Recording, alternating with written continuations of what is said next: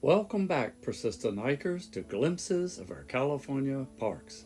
Today we will visit the California Gold Country region of our California parks, encompassing 21 of over 400 diverse public, state, and federal parks and their related units located within our Golden State. Columbia State Historic Park is a 272-acre historical public accessible park maintained by the California State Park System. Located within Tuolumne County, 3 miles north of Sonora off Highway 49, this park unit was established in 1945 to capture and preserve the Gold Town's historic value. The persistent hiker documented this park unit in the month of September 2023 and hopes this short video and informative commentary will entice you and yours to come visit this historical state park unit in the near future. The authentic mid-19th century backdrop of Columbia remains today to tell the colorful stories of the miners and merchants of the California Gold Rush of 1850. On March 1850, a group of prospectors discovered gold here. Dr. Hildreth, his brother, and others were caught in a rainstorm. While drying out their gear, Walker decided to try his luck in the nearby gulch, and lucky he was. Within 6 weeks, his finding attracted thousands of miners. Their crowded camp of log cabins and canvas tents, known as Hildreth's Diggings, were formally renamed Columbia. By 1852, more than 150 stores, shops, saloons, and other business entrepreneurs were operating in Columbia. Like many mining towns, by 1852, Columbia had a sizable population of Chinese, French, Irish, Italian, German, and Jewish miners and merchants who contributed to the growing culture and ethnic diversity of Columbia. Water was essential for placer mining, and they dry diggings like Columbia in 1850, when the seasonal rains were gone, most of the miners left.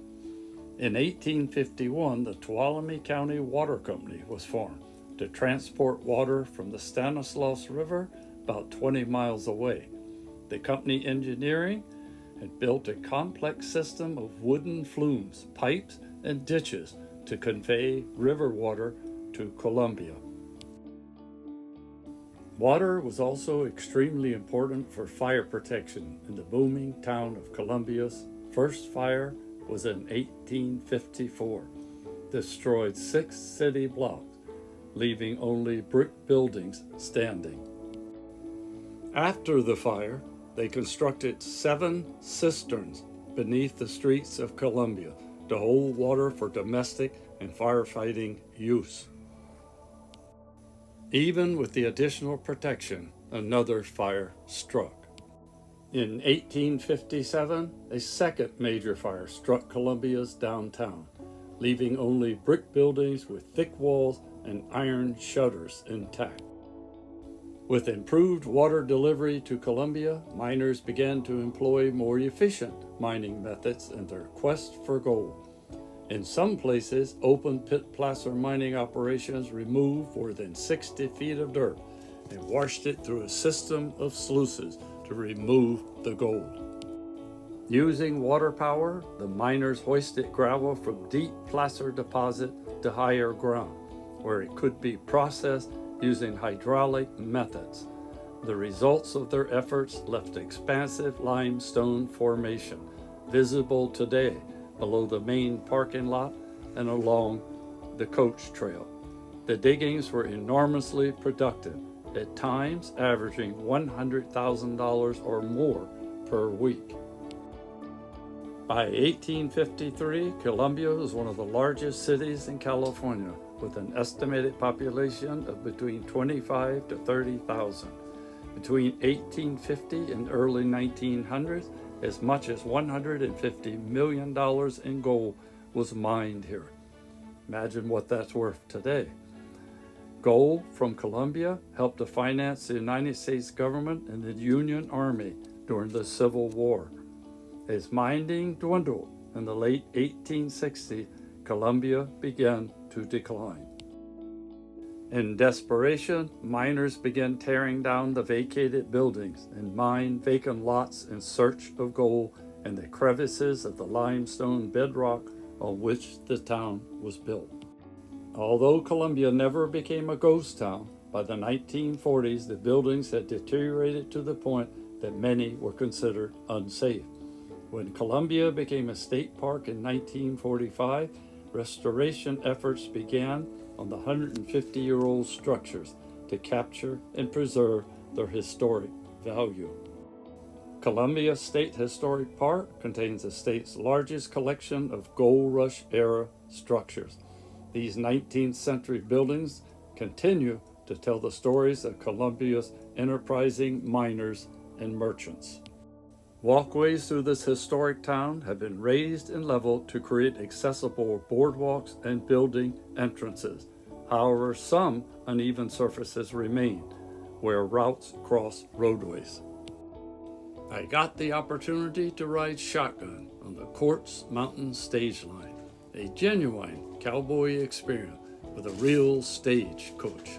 No hydronics, no animation, no AI narratives. We rode through the backcountry of Colombia, through the remaining scarred rock formations of early mining, which devastated the surrounding landscape. Every rock formation we saw contained the scars of human greed and plunder, brought on by the quick, rich fever of an orange-yellow metal. Not only did the early miners destroy the landscape, they decimated the local inhabitants, the indigenous Indians, the Central Sierra Miwoks, who lived in harmony with nature in the Columbia area for thousands of years. While enjoying the slow stagecoach ride, take the time to contemplate the consequences of taking our Western expansion for granted. What was the cost of our success? Look around at the scarred landscape. Think of those we killed to get it. We're all guilty. Question is, have we learned anything? Remember Shel Silverstein's book, The Giving Tree. How much more will we humans take? How much more does Mother Nature have to give? How much longer can we humans justify our existence to plunder the earth? Columbia wasn't saved to give us another theme park experience. It exists to remind us of the human and environmental cost of everything we do, regardless of our reasons for doing them. We must thank our park systems, both federal and state, for preserving these small segments of our past, some of them showing things we did right, and some showing things we are ashamed to admit. Today, we have found the courage to confront our past and learn from our mistakes. Is this not the main reason for preserving our human history, protecting our endangered species, and protecting our shrinking landscape? Let us hope our future generations will not only enjoy our parks, but respect why they were saved, and delve deep into the untold stories of their existence. Trust me, no history book or professor can ever give you the same feeling as actually visiting a historical site yourself, walking on the same trail, observing the surrounding, touching a relic or feature, and imagining you were the historic figure. I recently visited Lava Beds National Monument, and while hiking Captain Jack's stronghold, I touched a rock and flashed back to 1872, when he and his 60 men defending Modoc Indians were holed up in their lava defenses as a 1,000-man army closed in, determined to force his people into a nearby reservation. No history book could ever recreate that brief experience, being there, walking the path they took, observing the surroundings. There's nothing quite like it.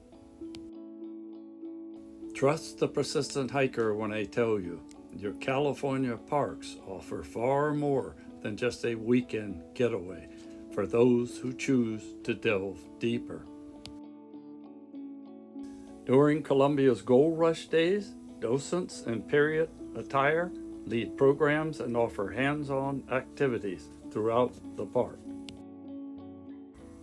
On the third weekend in May, one can come visit a replica of the original tent town of 1852 to interact with miners, businessmen, and artisans portrayed by costumed docents and staff during the Columbia diggings. Many other special events are offered throughout the year by the Columbia Chamber of Commerce, park concessionaires, and community groups. Free town tours led by docents and staff are offered on the weekends at 11 a.m. The tour begins at the museum and takes about an hour. Don't forget to take the stagecoach ride. Settle back while you take in the smells of the Old West, horse and harness, leather and dust. The costume docents will set the mood. The blacksmith shop and surrounding town enactments will yield the sounds, but the imagination is left up to you. I wish to acknowledge my usage of the informative park guides and brochures, along with the on-site park rangers and docent who helped me to gather information needed for this Glimpses presentation. I turn to Encyclopedia Britannica, Wikipedia, and Dictionary.com as my go-to sources for any additional in-depth information I needed. Don't forget to click the subscribe button to catch the latest park units we visited, along with the special trails we've taken. Hope you enjoyed this park adventure.